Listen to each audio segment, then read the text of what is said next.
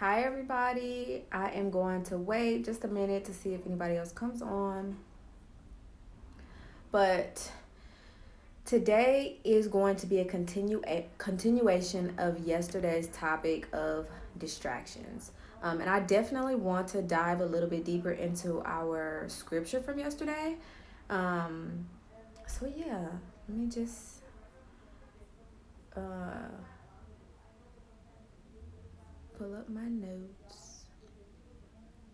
Um, all right. So, welcome to day 15 of 25 Days with Grace, you guys. I'm so excited. We are literally halfway through the month, and it's about to be a new year. And I'm always going to remind you, I hope that you are taking everything and applying it to your everyday life. Also, I hope that you had a blessed Sunday. We did not get a chance to go to church today, but we did watch church online. And I do have a few different options for you if you don't have a church home, or you're not really like, I can't get to church, or maybe you work at a job or something where you can kind of prop your phone up and kind of listen while you work or whatever. I do have a few recommendations. I can save that for a later day, but if you want that now, just shoot me a DM. I would love to share it.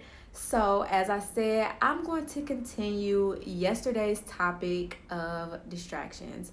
And I gave you guys some tips and tricks to kind of get through distractions in a worldly perspective. And then I gave you guys some tips. I gave you guys a scenario or a story from the Bible about being distracted spiritually, where kind of like your head is in this place, but when you really should be over here. And I think it works both ways. That story from last night, it was Luke 10, verses 40 through 42. And I think that the story applies to both spiritual life and everyday life, worldly life. So I'm gonna give you guys a reminder. Like I said, Luke chapter 10, verse 40 through 42. It says, "But Martha was distracted by the big dinner she was preparing. She came to Jesus and said, 'Lord, doesn't it seem unfair to you that my sister just sits here while I do all of the work? Tell her to come help me.' But the Lord said to her, 'My dear Martha, you are worried and upset over these details. There is only one thing worth being concerned about. Mary has discovered it, and it will not be taken away from her.'" So, I just want to kind of dive right in. This is not going to be long at all. But the basis of this is, it's a lot of us that are missing our blessings because we are distracted, or we think we're doing something right when really we are doing the wrong thing because we don't have that spiritual discernment. It's not on, it's not heightened. And we think like, oh, I should do this, this, and this. I should really dive into this, when really you should be doing something else. So I kind of gave like a synopsis of the story last night, but basically Jesus was on the road. He came to Mary and Martha's house, and he knocked on the door like, "Hey guys, what's up?" So Mary was so just taken aback by Jesus being in her presence that she just went to his feet. She just was at his feet the entire time. And Martha, on the other hand, she was like, "Oh my God, this is the Lord. This is Jesus. I need to cook. I need to get him a nice meal going. I need to get all these things together and prepare for him." So that's why you see Martha in the scripture saying, "Lord, isn't it unfair that my sister sits here while I do all the work?" And Jesus is like, "Martha, you're worried about the wrong things." So that takes me back to, we are missing our blessings because we are focused on the wrong things. And this happens to a lot of us. It's definitely happened to me. So for example, like say you're trying to start a business. Okay, I'm gonna share a story with you guys. And this happened to me. And I don't think it necessarily was distractions. However, okay. So when I started my business, I was in a lot of different groups and things like that, business minded groups. And this girl reached out to me like, "Hey, I can do, some content for you. I can do your logo and things like that." So I said, okay, cool. Even though I could have done it, I just said, well, this is one less thing for me to do. I was in a whole different state of mind at this time. And I paid this girl. It wasn't that much, but I did pay her. And she basically gave me some content that another pretty big person on social media, also an entrepreneur, used the same exact content. Now, I don't know if this big person was the originator of this content or what, but I didn't find out until maybe like weeks or so later that, oh my goodness, this girl done gave me the same content that she didn't copy and paste from somewhere else. And if I had not been distracted, worried about whatever I was worried about at the time, because I knew that I could have made the content, I could have done my own thing, but I just decided like, I'm gonna just pay this girl and get this out the way. And that would be that. And I ended up with a product that was from somebody that with some content that was an exact replica of somebody else's content. So I just say that to say, like, a lot of us, and you could have done this just as, like I said, at school or in your work life or in your business. You are so busy looking at somebody else and looking at what they're doing that their answers to their test are not the same answers to your test. So basically, you're missing blessings.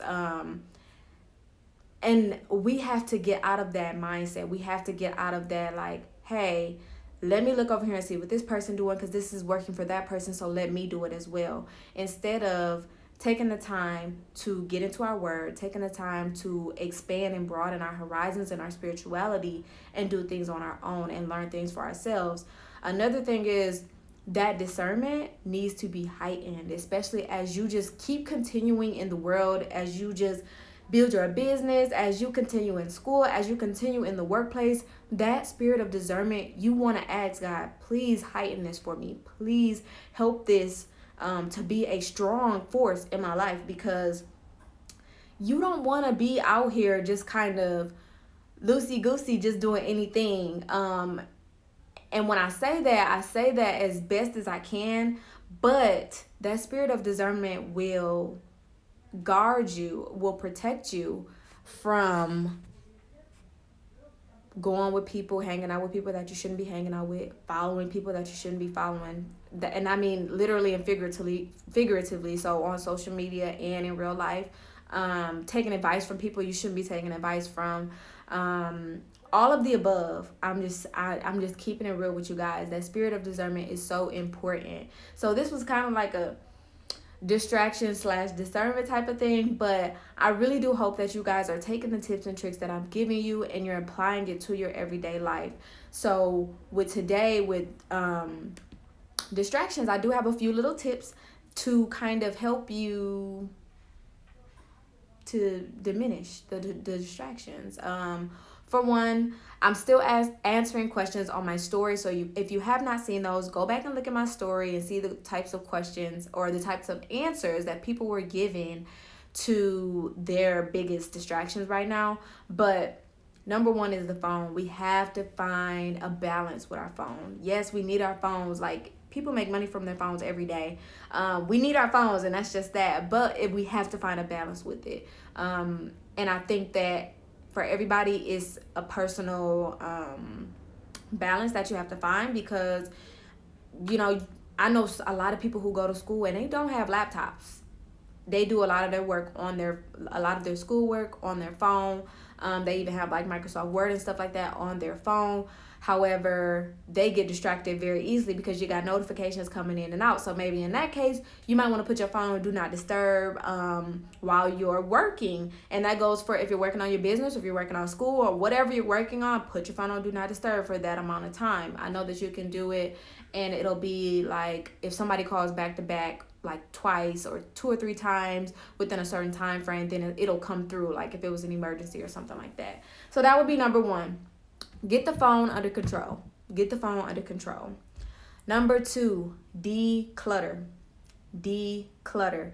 And this is so important. Declutter your workspace. If you have your own office, declutter your home. Everybody has a home. Everybody got somewhere they're going to. And if you don't have somewhere that you're going to, make sure the space where you are going to and sleeping is as organized as it can possibly be until you get on your feet.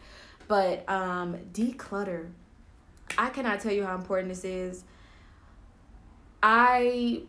Last week I was doing, I don't know what I was trying to get work done, trying to get all different type of things done, and I decided before I went to work, I'm like, dang, I can either do this paper right now before I go to work, or I can clean up.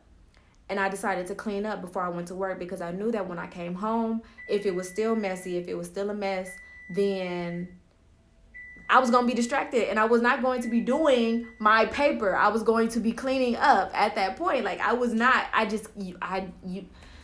used to live in a very cluttered space. I used to live with people in very small spaces, and you can't get nothing done. You cannot get anything done in cluttered spaces, in dirty spaces. You cannot get anything done. So that's step number one. If you have a lot going on, if you have, take some time to clean up. Take some time to declutter. Take some time, give things away. This is the season right now. Well, anytime is the season for giving, but a lot of times people are in need. Depending on where you are. I know my people in Michigan, it's pretty cold. Give some things away if you just don't have any space right now. Somebody else can definitely use it. But number 2 is declutter. And then I'm going to give you last one. The number 3 is going to be eat healthy / get enough sleep. And when you're not eating healthy, when you're just kind of putting anything into your body, your brain can't focus. Your brain can't, it's not going to function the way that you want it to function. And that goes along with sleep as well. So I'm not saying don't eat McDonald's, kind of, but I'm not saying, you got to not eat your favorite foods and all that type of stuff. But a healthy lifestyle just brings about better focus, better just everything. Like, you have to eat healthy, you guys. It really does. It changes your life. For me, it changed my skin, and it changed a lot of different things about my my body. And then it helped me to also want to go to sleep at a better time at night. It helped me to want to wake up early in the morning. It helped me just to not be sluggish throughout the day. So really, y'all, take some time, change your eating habits. And if you have to, don't eat after a certain time. And then the rest will follow. It's hard. Like I said before, at the very beginning, give yourself grace. I'm always going to keep saying that because nothing is going to change overnight. Nothing is going to change overnight. But if you're working towards it, it will change slowly. You will see the results that you want to see. So number 1 is find a balance with your phone. Number 2 was to declutter, clean up. And number 3 was to begin eating healthy and get some sleep. So that's my tips for you guys today. And that is my kind of part 2 from yesterday's distractions topic. I really do want you guys to go back to Luke 10 verses 40 through 42 and see what they're talking about. Dig deeper into that. Get your own revelation in that verse, because you may be doing something right now that you think like, oh my gosh, okay, I'm doing this, I'm doing great, but it might not even be what you should be doing right now in this moment. Everything has a time and everything has a season, and it really might just be a distraction because you don't really want to do what you know you should be doing. So that's going to be today's 25 Days with Grace, day 15. And I hope you guys had a blessed night, a blessed day, and I'll see you tomorrow.